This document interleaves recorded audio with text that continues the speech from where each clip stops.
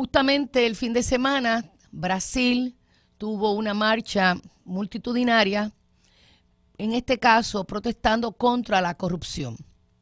Y traigo este tema y esta comparación porque realmente el tema de la corrupción, en el caso de Brasil, por ejemplo, con todo el asunto de Petrobras, la compañía que explora, explota, procesa y vende, en fin, el petróleo de Brasil, y de la cual distintas personas que hoy están en puestos de gobierno, sobre todo que están en el Parlamento en Brasil, pues están vinculados con un gran robo de fondos públicos, porque el dinero por la venta de petróleo es un dinero para la gente de Brasil, para el pueblo de Brasil, y bueno, ahí ellos han hecho un traqueteo y muchos de ellos están implicados. Se tiraron a la calle porque precisamente se aprobaron los jueces, los fiscales, en fin, el sistema de justicia,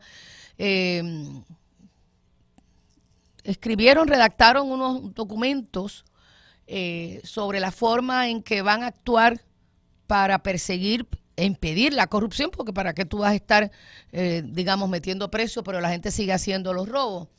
Y el Parlamento se opone a que dé paso a esa forma de actuar la rama judicial, en este caso en Brasil, y la gente se tiró a la calle a apoyar los planteamientos que había hecho la rama judicial para atajar la corrupción y poder seguir con la investigación y el encauzamiento de aquellos que están hoy en puestos públicos en Brasil, pero están acusados, implicados en un gran fraude, en un gran acto de corrupción. Traigo esto porque son, fíjense, dos momentos distintos, ¿verdad? Dos países distintos y en situaciones distintas que han hecho movilizar, ¿verdad? Una convocatoria para movilizar a la gente en la calle. La gente se movilizó en Cuba, en todo Cuba prácticamente, a las calles para rendir honor a Fidel Castro y decirle su último adiós. La gente en Brasil se movilizó para decir no a la corrupción. Es preferible estar diciéndole adiós a quien en vida fuera el comandante, ¿verdad? Tener un país que hace una gran movilización y se conmueve con eso, que lo que están viviendo la gente de Brasil. Un país muy, muy rico, muy rico, que tiene recursos que ni votándolo y tiene mucha pobreza. Porque los buenos gobernantes, ¿verdad? Y en último periodo de Dilma Rousseff la sacaron de la presidencia, la tienen en una esquina allí a punto de esposarla y meterla presa, porque supuestamente ella no hizo, no es que se robó un dinero, no hay acusación de corrupción, sino porque ella no actuó en un asunto como esta gente del Parlamento entendían que ella tenía que haber actuado. No me pidan que se lo explique más porque de verdad no tiene mucha más explicación que esa. Es una cosa muy particularmente extraña. Pero lo cierto es que el tema de la corrupción es un tema también para nosotros en Puerto Rico. Si hubiera que hacer, y hay que hacer varias movilizaciones, pero yo creo que en Puerto Rico la movilización principal, y no se ha hecho, es en contra de la corrupción, ¿verdad?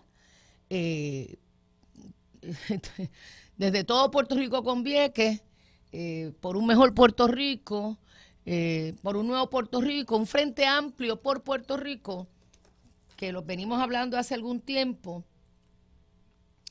Ese frente amplio por Puerto Rico no puede movilizarse o conformarse,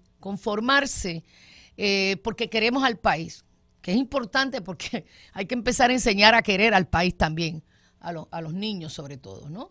Aquí no se está enseñando a querer al país. Eso se hizo hace muchos años y la gente se olvidó que hay que querer al país, pero también eso se enseña porque ocurren demasiadas cosas para no querer al país.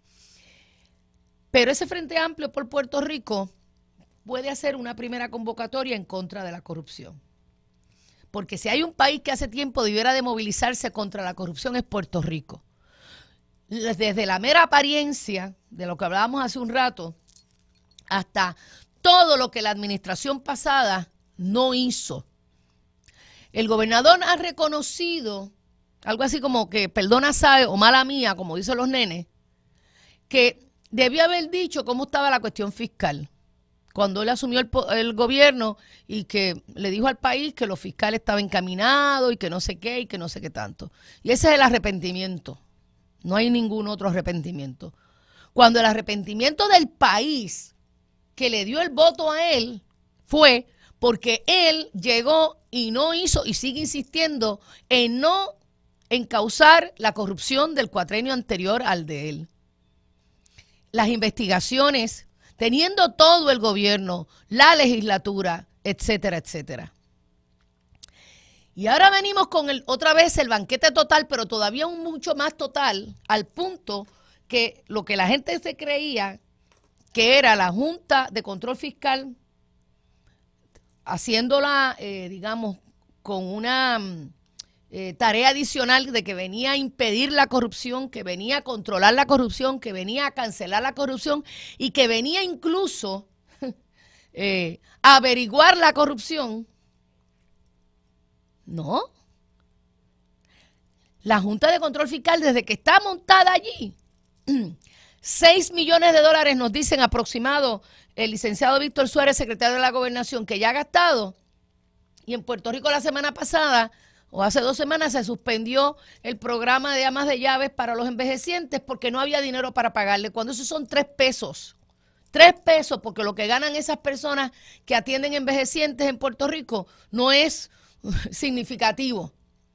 Pero hay 6 millones de dólares que no se están suspendiendo y aguantando el pago, que hay que darle a los señores de la Junta de Control Fiscal, que ellos no están cobrando, pero es por gastos de quién sabe qué.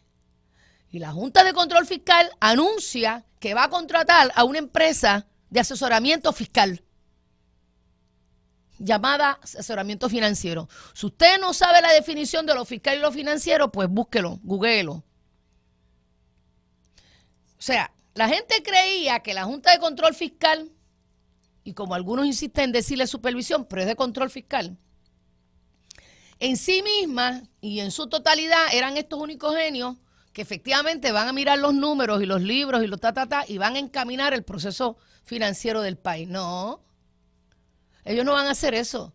Ellos van a contratar a una gente con dinero suyo y mío, pero no hay dinero para atender a los centros envejecientes en Puerto Rico. No se les paga. Los hogares de ancianos en Puerto Rico no reciben el dinero que tienen que recibir por parte del gobierno para seguir dando la atención a los envejecientes. Pero hay que pagarle a otra gente que va a hacer otra firma, que va a hacer un nuevo estudio fiscal de Puerto Rico sobre los dineros de debajo de la tierra que no hay.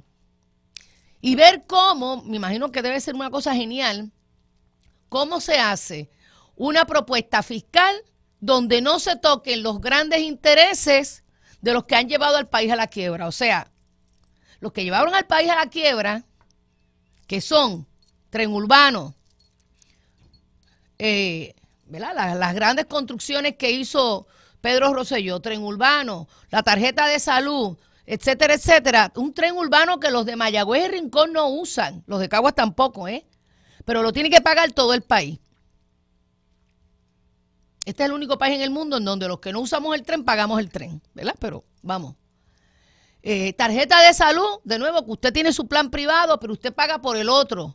Y aún así está en quiebra y está en deuda y no se le puede pagar a todo el mundo. Y aún así no le podemos asegurar a los jóvenes que estudian medicina que se queden en Puerto Rico porque no hay posibilidad de asegurarse que ellos se puedan quedar en Puerto Rico, porque para empezar, el seguro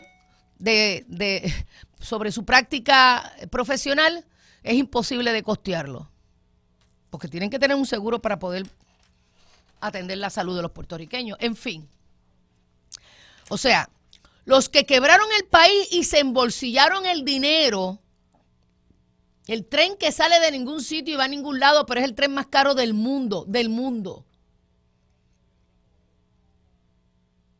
Esa idea la trajo Pedro Rosselló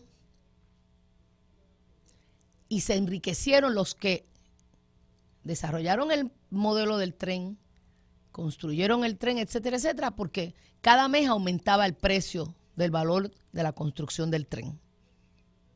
Y no le da el servicio al país que necesita. Usted y yo seguimos en el tapón de Caguas todos los días de nuestra vida. porque no puede ser que era un tren para darle servicio a los de Santurce, o sea, eso no era. Un coliseo y un centro de convenciones. Sí, alguna y otra vez usted ha ido a uno o al otro, pero el país se podía dar el lujo de tenerlos. Eso se hizo con préstamos. Esos son los préstamos de la deuda.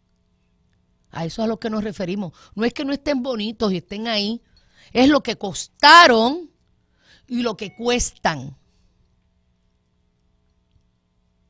Para decirle esas 3 asuntos en construcción y la tarjeta de salud.